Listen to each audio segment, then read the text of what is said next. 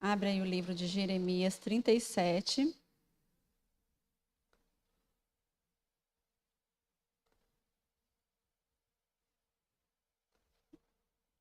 De 1 a 21. É um texto grande, mas importante, né? Para o nosso entendimento. Tem também o texto base de 38, de 1 a 28. Mas nós vamos ler só Jeremias. Ambos vão falar das situações, né, que Jeremias viveu por ser um anunciador da palavra de Deus. Ele era um profeta chamado por Deus, segundo ele fala. Não foi ele que se autoproclamou profeta. Ele relata aqui no seu livro, né? Ele anotou tudo o que acontecia, o que Deus falava com ele. E ele diz que foi chamado pelo Senhor, né? Muita gente se autoproclama. E Jeremias deixa bem claro que Deus que foi ao seu encontro e o chamou para ser profeta. Jeremias 37, de 1 a 21. Diz assim: Zedequias, filho de Josias, e a quem Nabucodonosor, rei da Babilônia, constituíra rei na terra de Judá, reinou em lugar de Conias, filho de Joaquim. Mas nem ele, nem os seus servos, nem o povo da terra deram ouvidos às palavras do Senhor, que falou por intermédio de Jeremias o profeta. Jeremias profetizou por mais de 40 anos, irmãos, e ninguém dava ouvido. Contudo, mandou o rei Zedequias a Jucal, filho de Zelemias, e ao sacerdote Sofonias, filho de Maceias, ao profeta Jeremias, para lhe dizerem: roga por nós ao Senhor nosso Deus. Jeremias andava livremente entre o povo, porque ainda não o haviam encarcerado. O exército de Faraó saíra do Egito, e quando os caldeus que sitiavam Jerusalém ouviram essa notícia, retiraram-se dela. Então veio a Jeremias o profeta a palavra do Senhor. Assim diz o Senhor, Deus de Israel: assim direis ao rei de Judá, que vos enviou a mim para me consultar: eis que o exército de Faraó, que saiu em vosso socorro, voltará para sua terra no Egito. Retornarão os caldeus, pelejarão contra esta cidade, tomá-la-ão e a queimarão. Assim diz o Senhor: não vos enganeis a vós mesmo, dizendo: sem dúvida se irão os caldeus de nós, pois de fato não se retirarão. Porque ainda que derrotasseis a todo o exército dos caldeus, que pelejam contra vós outros, e ficassem deles apenas homens mortalmente feridos, cada um se levantaria na sua tenda e queimaria esta cidade. Tendo-se retirado o exército dos caldeus de Jerusalém, por causa do exército de Faraó, saiu Jeremias de Jerusalém, a fim de ir à terra de Benjamim, para receber o quinhão de uma herança que tinha no meio do povo. Estando ele à porta de Benjamim, achava-se ali um capitão da guarda, cujo nome era Jerias, filho de Selemias, filho de Ananias, capitão, que prendeu a Jeremias, o profeta, dizendo: tu foges para os caldeus. Disse Jeremias: é mentira, não fujo para os caldeus. Mas Jerias não lhe deu ouvidos, prendeu a Jeremias e o levou aos príncipes. Porque como a palavra de Jeremias era sempre uma palavra de exortação, de anúncio, né, do fim, da ira de Deus contra o povo, devido aos seus pecados, né, chamando esse povo ao arrependimento, eles interpretavam a palavra de Jeremias como de um traidor. Então, eles prenderam, no caso aqui, Jerias, né, prendeu o profeta Jeremias e ficavam o acusando. Os príncipes, irados contra Jeremias, açoitaram-no e o meteram no cárcere, na casa de Jonathan, o escrivão, porque a tinham transformado em cárcere. Tendo Jeremias entrado nas celas do calabouço, ali ficou muitos dias. Mandou o rei Zedequias trazê-lo para sua casa e em secreto lhe perguntou: há alguma palavra do Senhor? O rei queria muito uma palavra de esperança, né? Mas não vinha. Respondeu Jeremias: e disse ainda: nas mãos do rei da Babilônia serás entregue. Então era tudo que o rei não queria ouvir, não é? Disse mais Jeremias ao rei Zedequias: Em que pequei contra ti, ou contra teus servos, ou contra este povo, para que me pusessem na prisão? Onde estão agora os vossos profetas que vos profetizavam, dizendo: o rei da Babilônia não virá contra vós outros, nem contra essa terra? Agora, pois, ouve, ó rei, meu senhor, que a minha humilde súplica seja bem acolhida por ti, e não me deixes tornar à casa de Jonatas, o escrivão, para que eu não venha a morrer ali. Então ordenou o rei Zedequias que pusessem a Jeremias no átrio da guarda, e a cada dia deram-lhe um pão da rua dos padeiros, até acabar-se todo o pão da cidade. Assim ficou Jeremias no átrio da guarda. Então a gente vê aqui, né, Jeremias apanhando, sendo encarcerado por falar a verdade, falar aquilo que Deus colocou, né, na sua boca. E as pessoas não querendo ouvir e querendo o calar. E vai ser sobre esse assunto, né, que a gente vai estar estudando, mesmo em situações difíceis, situações extremas, a importância de permanecermos fiéis, realmente vivendo para glorificar a Deus nos momentos de dor. Vamos orar ao Senhor. Senhor, mais uma vez te pedimos a iluminação do teu Espírito. Nos desperta, Senhor, nesta manhã, ao entendimento da tua palavra. Aquece, Senhor, o nosso coração. Não nos deixa, Pai, à mercê dos nossos próprios pensamentos, mas que teu Espírito Santo nos conduza a toda a verdade da tua palavra, e a mudança, a reavaliação, Senhor, ao arrependimento, para que possamos também, no nosso dia a dia, em meio a situações difíceis que enfrentamos, muitas vezes injustas, possamos glorificar o nome do Senhor. Em nome de Jesus. Amém. Prisão e fundo do poço, porque o próximo, Jeremias 38, que a gente não leu, vai falar a respeito de quando Jeremias foi lançado ao fundo do poço, também por falar a verdade, né? O versículo 6, abre Jeremias 38, 6, diz assim: tomaram então a Jeremias e o lançaram na cisterna de Malquias, filho do rei, que estava no átrio da guarda. Desceram a Jeremias com cordas. Na cisterna não havia água, senão lama, e Jeremias se atolou na lama. Então a intenção deles realmente era levar Jeremias à morte, né? Ao sofrimento. Ao contrário, aí ele fala aqui, né? Prisão, fundo do poço não são lugares convidativos. Ao contrário, ser privado da liberdade, ficar isolado, pode trazer tristeza e desespero. A expressão estou no fundo do poço significa estar na pior situação, no limite. Em momentos assim, temos dificuldade de enxergar soluções. Sentimos impotência e frustração. Essas duas realidades foram experimentadas pelo profeta Jeremias. Mesmo sendo fiel, zeloso para com Deus, ele não foi poupado da prisão e do fundo do poço. E o mais interessante é que Jeremias, mesmo nessas situações tão adversas, glorificou a Deus com a sua vida e ministério. Então, uma lição muito importante que nós já temos que entender na vida de Jeremias, que serve para nós hoje. Jeremias foi um homem fiel, um homem zeloso. Não foi ele que escolheu anunciar a palavra e ser profeta. Ele mesmo diz, foi Deus que o chamou para isso. E ao anunciar a palavra de Deus de uma forma fiel, fidedigna, né, de acordo com o que Deus queria, mesmo anunciando o juízo, ao arrependimento, Jonas fez isso. Jonas anunciou a Nínive que se arrependesse, e aquela cidade, a Bíblia fala que ela se arrependeu e foi poupada da ira de Deus. Jeremias é chamado para que anunciasse o arrependimento daquelas pessoas. E, em vez delas se arrependerem, o que elas fizeram? Se levantaram contra o profeta.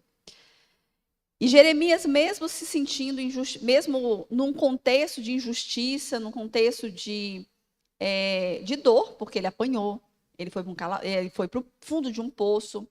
A Bíblia relata, em nenhum momento a Bíblia relata desse homem abandonar ou anunciar algo diferente.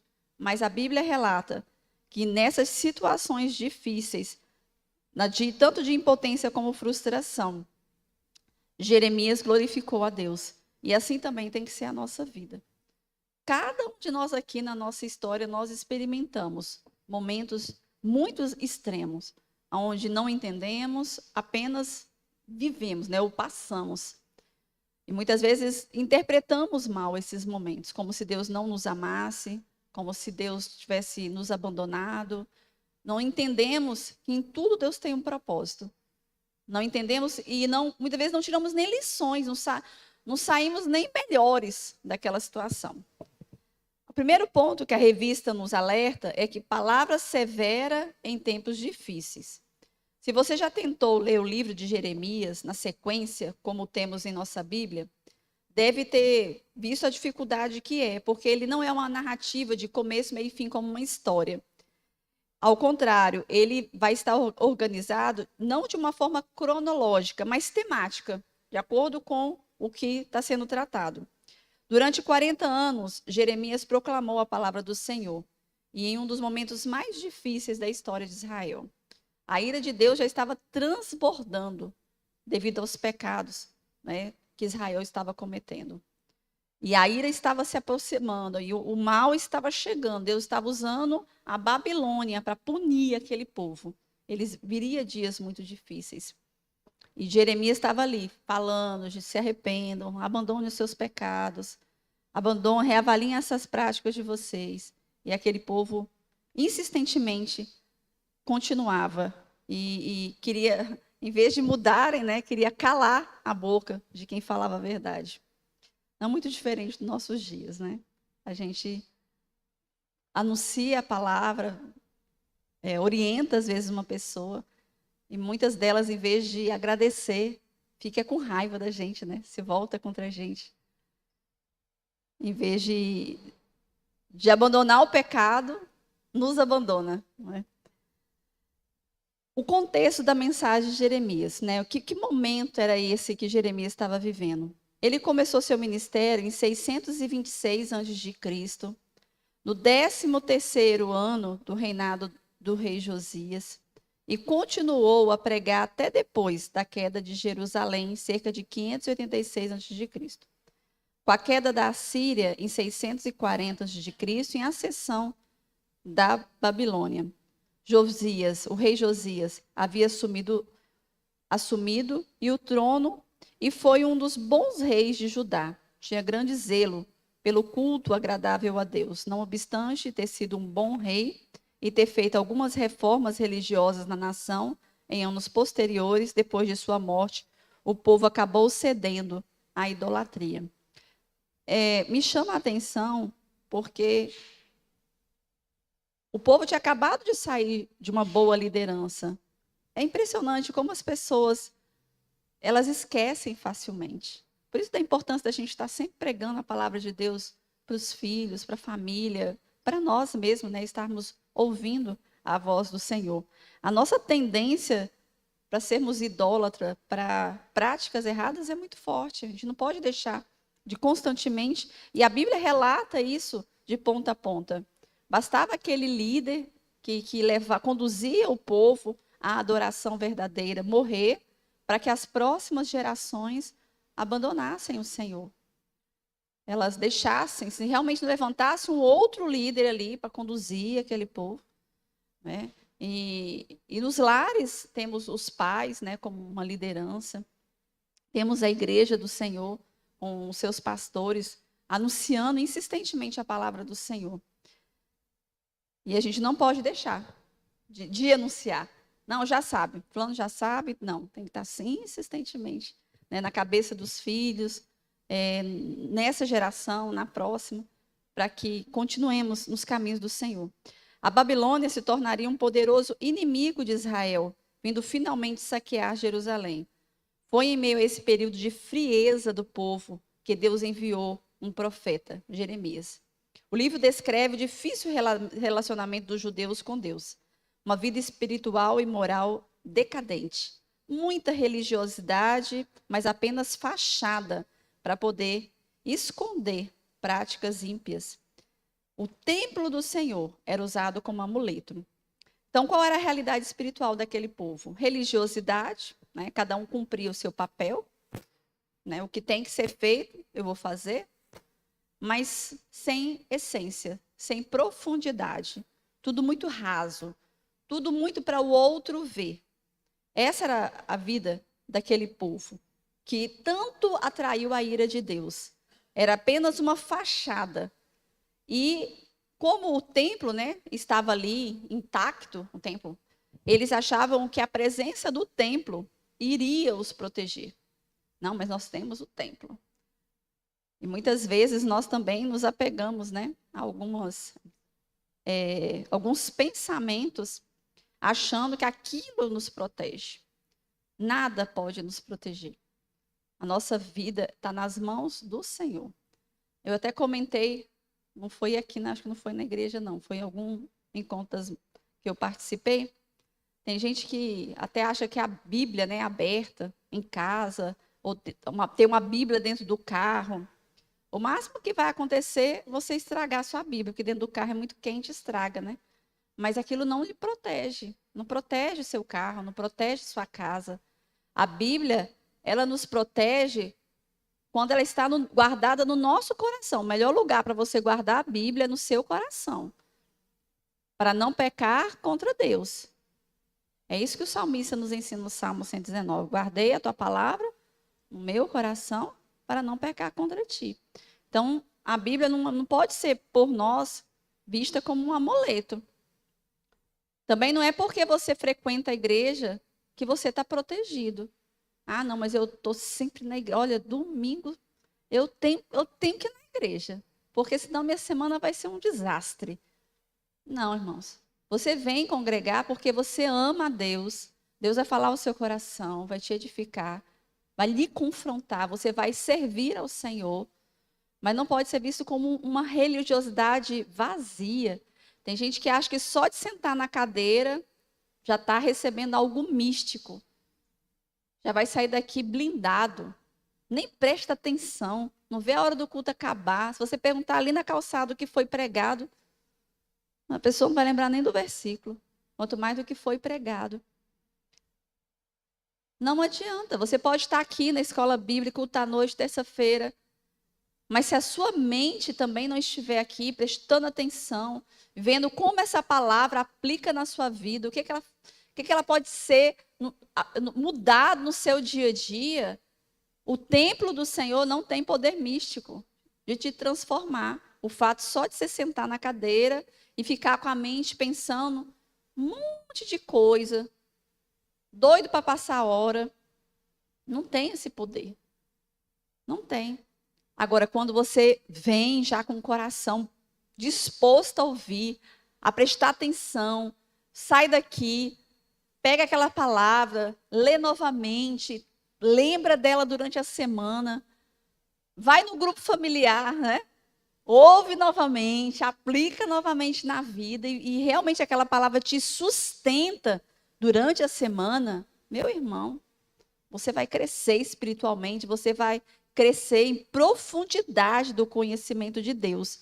Porque essas práticas, do mesmo jeito que elas eram abomináveis ao Senhor naquela época, ela também é abominável ao Senhor nos nossos dias.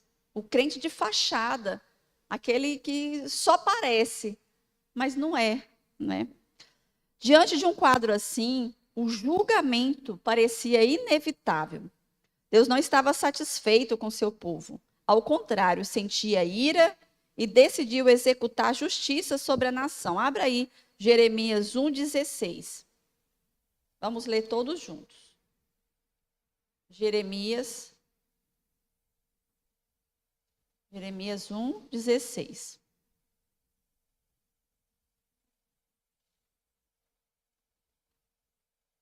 Vamos ler juntos? Vamos lá? Espera aí, deixa alguns abrirem. Jeremias 1.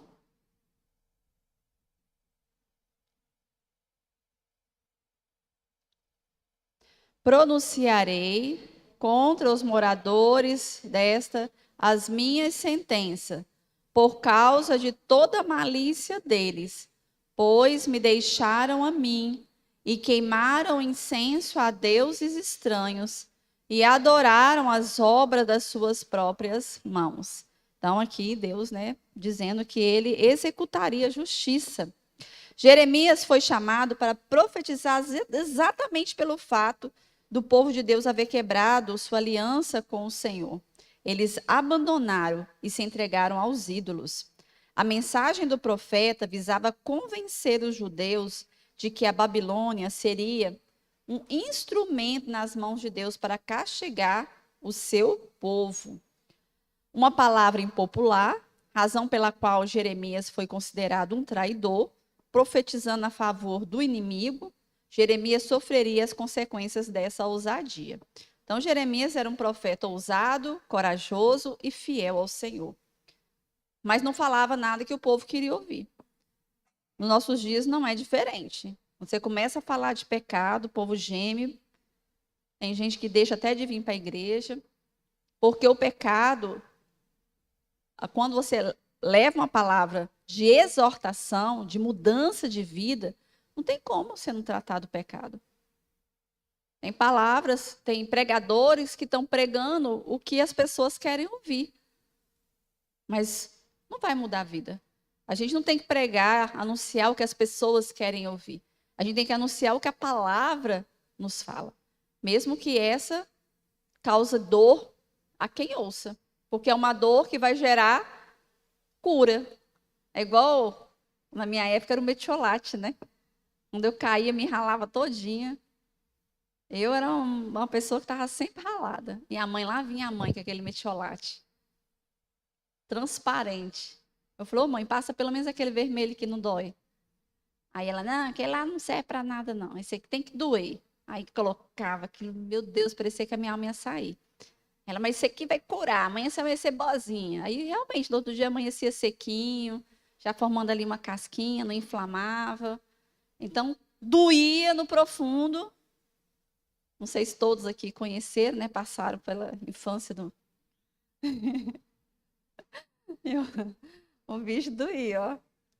Do metiolate. Mas sarava, não é? Sarava. A palavra de Deus, ela muitas vezes ela nos faz gemer. Mas ela cura. E cura a alma. Metiolate não vai até a alma, mas a palavra de Deus tem esse poder. Jeremias não se acovardou. Jeremias não ficou preocupado com o que as pessoas iriam pensar. Jeremias não ficou preocupado de ser cancelado na internet. E isso, irmãos, nos confronta. Muitas vezes nós nos calamos. Muitas vezes nós nos acovardamos de falar a verdade com alguém, com medo de perder uma amizade, com medo de que as pessoas vão pensar. Nós não nos posicionamos. Claro que em tudo temos que ter sabedoria, porque Deus nos capacita a termos sabedoria. Não podemos ser pessoas tolas. Tem que saber como nos posicionar, mas jamais nos calarmos. E também saber a hora de falar, porque também isso é importante. E é interessante que quando nós nos posicionamos todos os dias com uma vida coerente com a palavra de Deus, as pessoas elas já até estranham se a gente ter uma conduta diferente.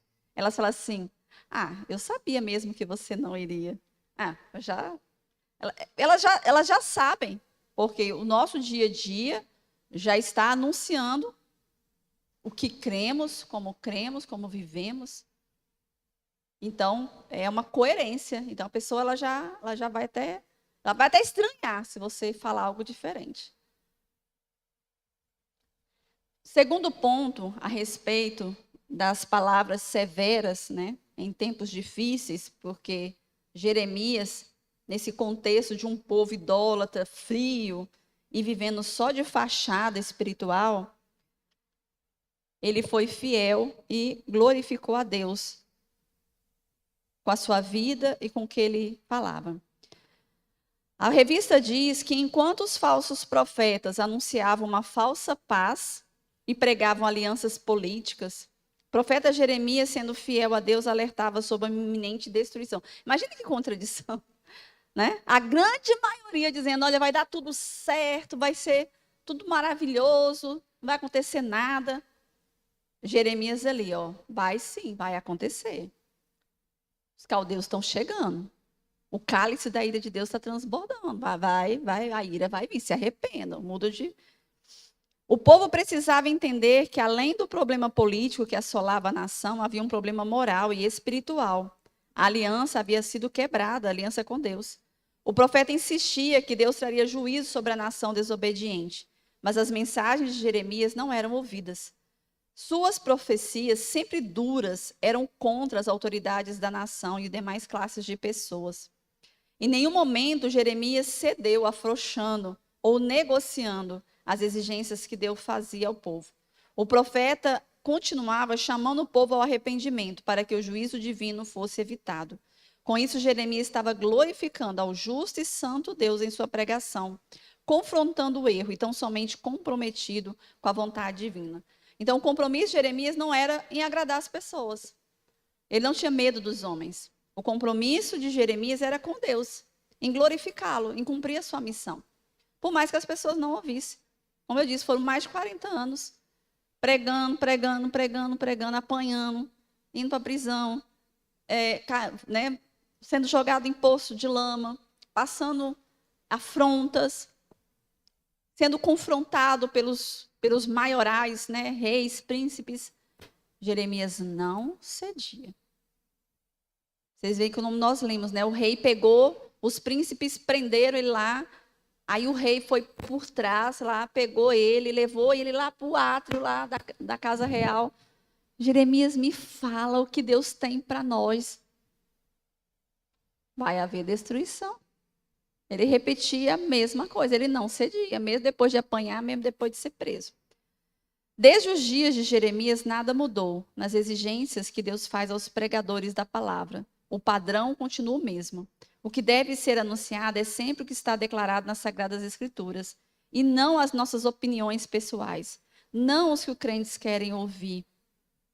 Jeremias não estava preocupado em agradar o rei, agradar as pessoas. O perigo de tentar agradar as pessoas é sempre muito grande para os pregadores. O pregador é apenas um arauto, é aquele que anuncia. Como representante comissionado por Deus, cabe-lhe transmitir a mensagem exatamente como mandada por Deus. Nada deve ser tirado, nada deve ser acrescentado. Nosso objetivo na exposição da palavra deve ser a glória de Deus, porque dele, por ele, para ele são todas as coisas. A ele, pois, a glória eternamente. Amém. Romanos 11, 36. Então, é importante que aquele que anuncia a palavra, seja aqui no púlpito, seja no trabalho, seja na sua casa, anuncie fielmente a palavra. Não com um jeitinho brasileiro, né? Não é bem assim, é porque o pessoal é meio exagerado. Lembre-se, Deus é santo. Não tem concessão. Não tem como dar, Não, mas é porque aí cada um tem a sua justificativa. É impressionante como o ser humano, para pecar, ele tem as suas justificativas. Acho que a consciência, aqueles que são do Senhor, o Espírito Santo fica lá falando, levando ao arrependimento, e a pessoa com desculpas. Uma desculpa e mais desculpa e mais desculpa. Aí quando você vai conversar com a pessoa, confrontá-la com o pecado dela, ela está cheia de explicações e desculpas e mais desculpas para não abandonar aquele pecado. Não tem como ter concessões, irmãos. A palavra é clara, é reta, não tem como sair fazendo curvas e dizer que não é pecado o que é pecado. É e pronto. Dói, mas é. Não tem como falar que não é. Maldade além do limite. Então, nos tempos de Jeremias, ele precisou dar uma palavra severa, porque os tempos eram difíceis. E, por fim, havia também uma maldade além do limite. Como dito acima, a palavra que o Senhor comissionou Jeremias para transmitir era impopular. Mas era a verdade de Deus e precisava ser anunciada. O assunto era sério. Jeremias 1,10 diz: Hoje te constituo sobre as nações, sobre os reinos, para arrancares, derribares, destruíres, arruinares, e também para edificares e para plantares. Você vê que foi o próprio Deus, que o chamou. A mensagem apontava os erros da nação, advertia para o julgamento que se aproximava. Por causa disso, o profeta enfrentava forte oposição. Sua mensagem não trazia suas próprias opiniões, ao contrário, era revestida da autoridade de Deus. Não há uma preocupação dele em amenizar a mensagem, mas isso teria um custo. Então, Jeremias foi fiel, mas ele teve um custo. O primeiro custo dele foi em relação à sua fidelidade. Mas antes de eu continuar, eu lembrei que teve um casal, não está mais conosco, esse casal foi embora de Tucuruí. E esse casal chegou para o Marcelo na época, né, recém-convertido, não tinha ainda muito entendimento da Bíblia. Ele falou: Marcelo, é complicado, Marcelo. Estou levando meus amigos para a igreja, mas sua pregação está dura demais. O povo, meus amigos não estão querendo voltar, não. Dá uma amenizada lá, né? Fala assim, um jeitinho assim, mais, né? Não tão confrontoso, para ver se esses meus amigos permanecem, né? E mudam. Aí o Marcelo falou para eles: não, meu amigo, você não ficou? Mesmo jeito que você ficou, eles vão ficar. Não vou mudar a palavra. Então, eles queriam dar um jeitinho, né? Aquela palavra mais de amor, uma palavra mais de esperança, uma palavra mais arrumadinha, né? E vocês sabem como Marcelo, vocês viram domingo, né? Batendo no púlpito, gritando com o povo. É assim, o pregador, ele anuncia o que Deus coloca no coração, não para agradar quem ouve. Aí Marcelo falou assim: rapaz, vai ficar quem tem que ficar. Se eles forem de ficar, eles vão ficar. Não vou mudar a palavra. Não vou pregar com um jeitinho mais amável. É uma palavra de amor. É uma palavra de esperança. É essa palavra dura, que leva o homem ao arrependimento. Porque quem faz a obra não é o que a gente fala, mas é quem enviou essa palavra. É o Espírito Santo agindo no coração do homem. Quando nós somos fiéis a Deus, não é o falar bonito, mas é o falar a verdade. Às vezes você nem fala bonito, mas se você estiver falando o que a palavra diz para a pessoa que te ouve, essa palavra vai produzir transformação na vida dessa pessoa. Às vezes você vai pensar assim: poxa, poderia ser o pastor Marcelo falando aqui para esse meu amigo, porque o pastor Marcelo fala bonito, né? Sabe falar. Eu não sei falar direito. Mas se você estiver falando a palavra de Deus ao seu amigo ou à sua amiga, é a fidelidade a essa palavra. O Espírito Santo, ele vai agir na vida dessa pessoa. Você pode até gaguejar, você pode falar meio as palavras meio errado. Preocupa não. Deixa Deus te usar. O que a gente não pode é se calar. Ver o erro ao nosso derredor, né? Ver o erro e ficar omisso ao erro. Com medo do que vão falar da gente, se afastar da gente. Que o Senhor nessa manhã nos encoraje a anunciar a palavra de Deus com toda fidelidade.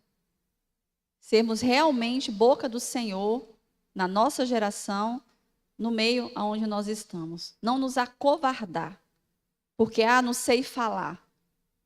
Quantas vezes nós ouvimos homens de Deus dizendo isso? Eu não passo de uma criança, eu não sei falar, né?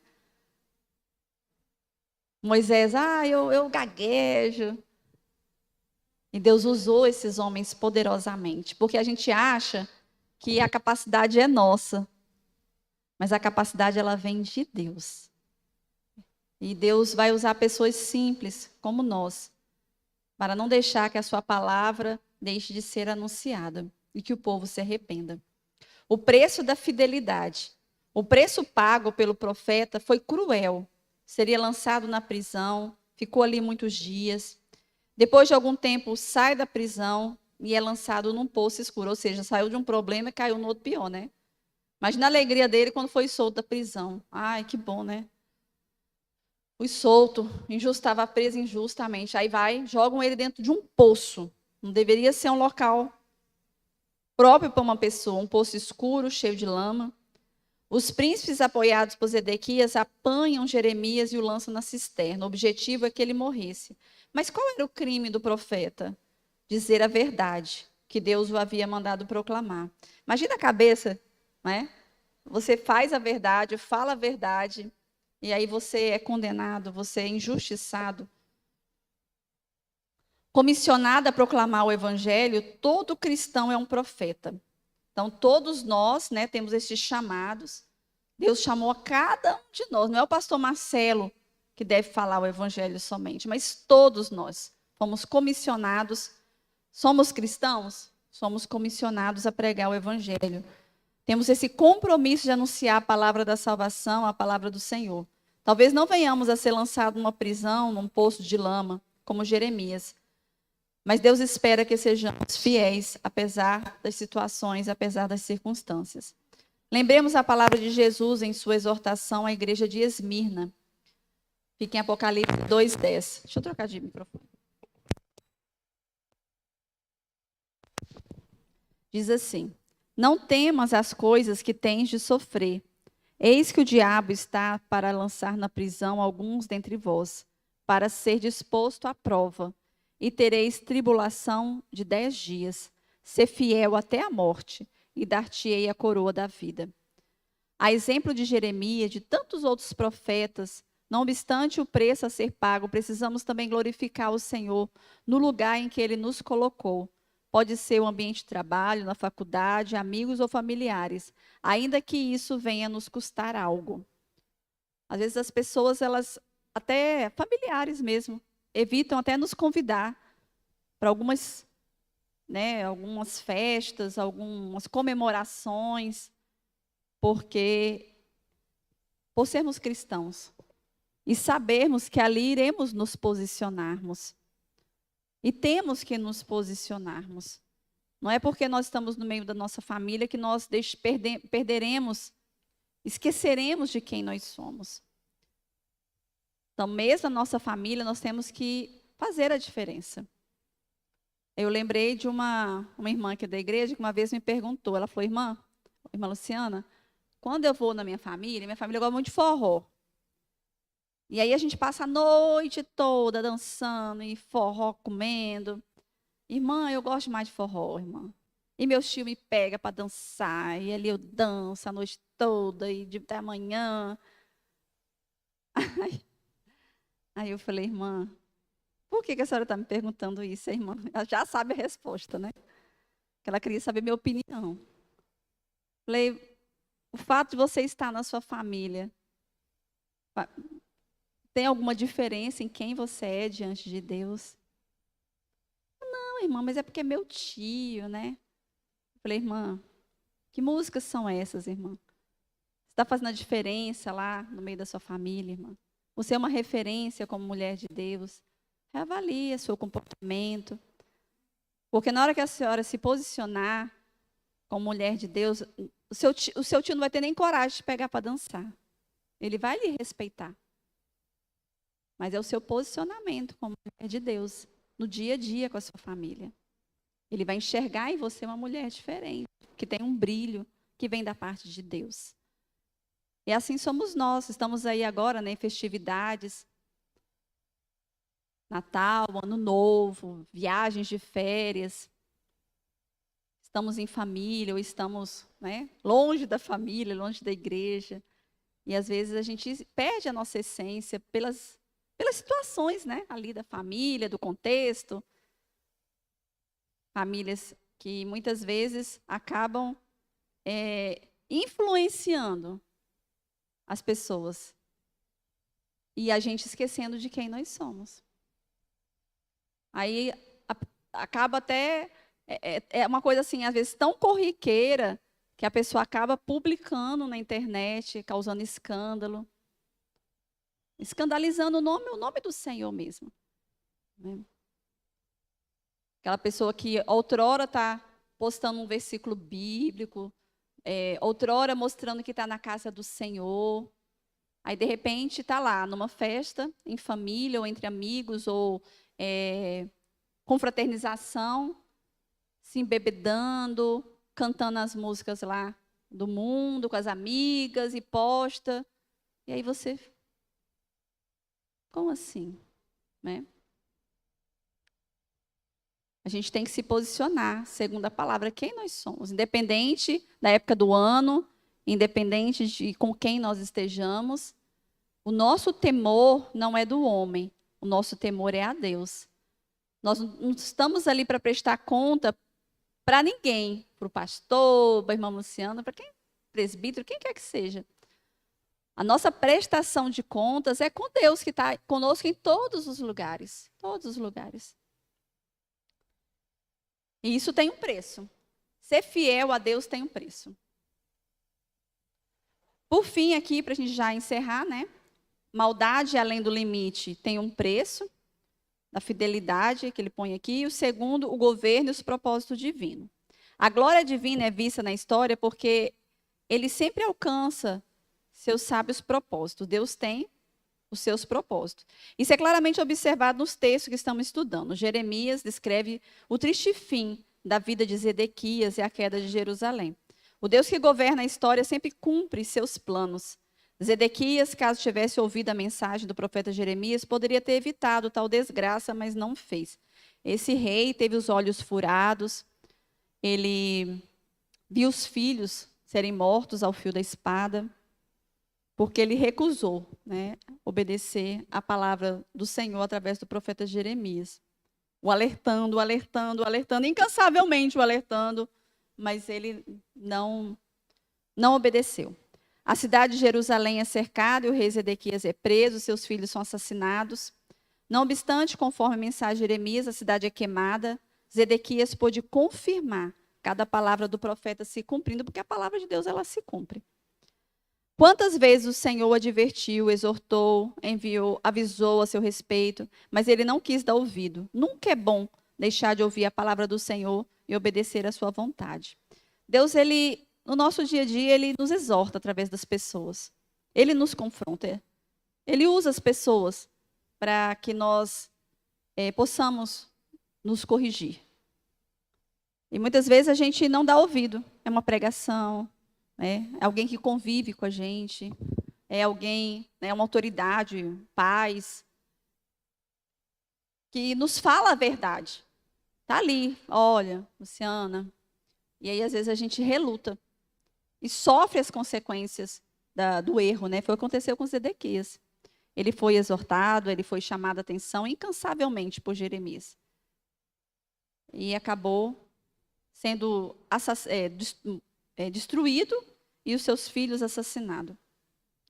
Os acontecimentos, conforme vemos no livro do profeta Jeremias, nos ensinam que Deus, o Criador e sustentador do universo, em sua sábia providência, dirige todas as coisas para o seu objetivo final. Todas as coisas são governadas por Ele. Davi coloca da seguinte forma: excelso é o Senhor, acima de todas as nações, e a sua glória é acima dos céus. Quem há semelhante ao Senhor nosso Deus, cujo trono está nas alturas, que se inclina para ver o que se passa no céu e sobre a terra? Nós temos um Deus que governa a história. E as coisas elas vão caminhando segundo os seus sábios propósitos. E Deus também tem propósito para cada um de nós. Nós não estamos à mercê, vivendo uma vida, né, como era no tempo de Noé, e não é muito diferente do nosso dia. Beber, comer e se dar em casamento, como nós aprendemos aqui com o pastor Chum. A vida não se limita a isso, a comer, beber e casar, né? Gerar filhos e comer, beber e por aí vai. Não. Deus tem um propósito para cada um de nós. E o propósito de Deus é que nós sejamos instrumento, um canal nas mãos dele na nossa geração. E como é maravilhoso quando a gente entende isso, que podemos ser instrumentos nas mãos do Senhor. Não viver para nós mesmos, menos de nós e mais de Deus. Como é maravilhoso entendemos que aonde quer que nós estejamos, o Senhor está conosco. E podemos ser bênção na vida das pessoas e receber de Deus essa graça. Conclusão. Buscamos glorificar a Deus quando sabemos quem Ele é. Ao reconhecer quem é Deus, o valorizamos acima de tudo. Glorificamos a Deus fazendo a sua vontade. Glorificamos a Deus quando confiamos e descansamos nele. Então, glorificamos a Deus quando o conhecemos, porque não tem como a gente glorificar o que a gente não conhece, né? Nós temos que conhecer a Deus para saber o que Ele quer de cada um de nós. E uma vez conhecendo, obedecer. Nisso glorificamos a Deus. E também, uma vez que obedecemos, confiamos que Ele é fiel. Mesmo quando está dando tudo errado, porque a nossa tendência é assim. Quando está dando tudo certo, Deus me ama, nossa, Deus é comigo. Aí uma coisinha sai do controle nosso, uma enfermidade, uma perca financeira, uma perca de um ente querido. Deus não me ama.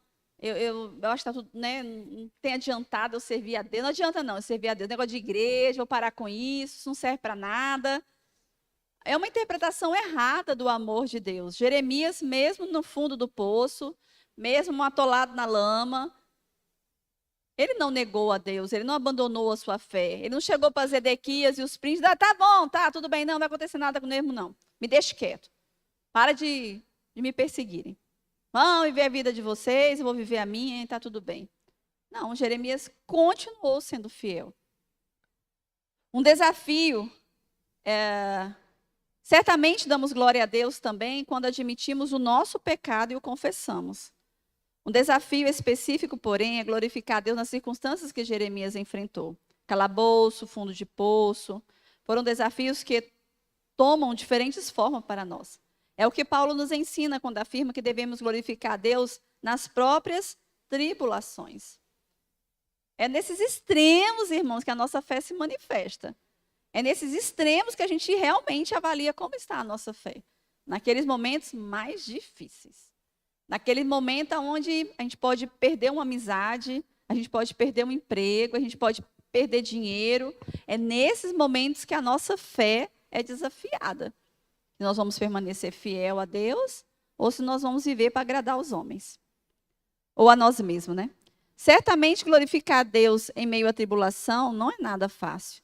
No entanto, é possível tendo Cristo como nosso companheiro. Abram aí para a última leitura, João 15, 5. Evangelho de João.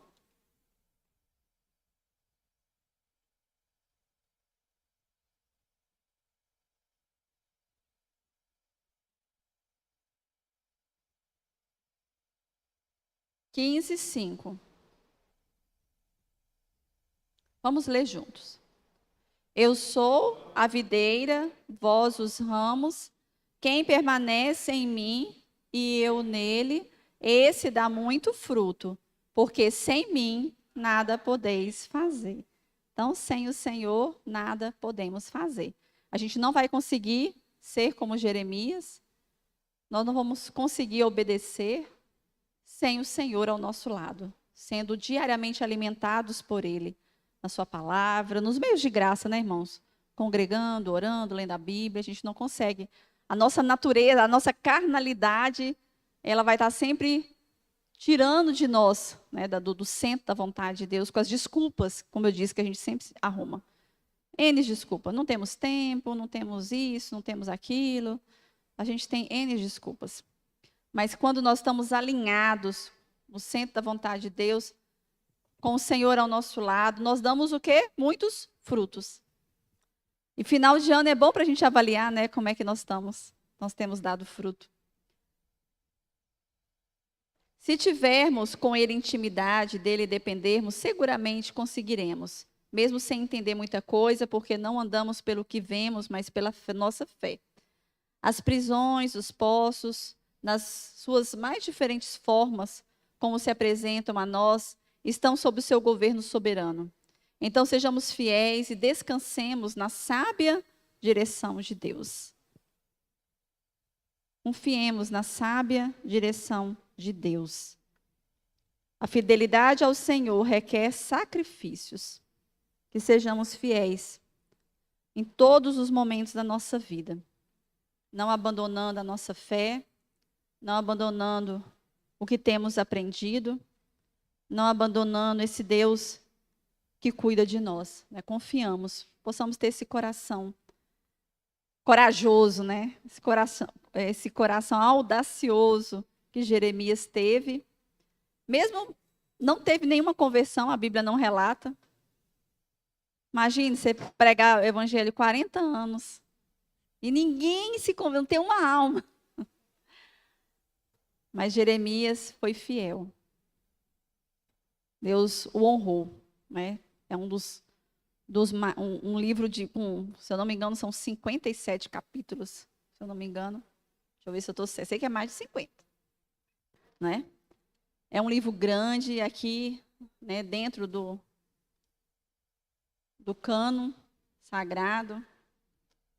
Vamos ver quantos versículos tem, capítulos. 52, né? Aí errei de pouco.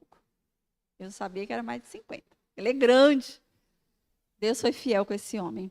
Ele foi fiel com o Senhor. Que o Senhor veja em nós homens e mulheres com que Ele pode contar, mesmo nos tempos difíceis. Sejamos fiéis. Vamos orar ao Senhor mais uma vez. Feche seus olhos.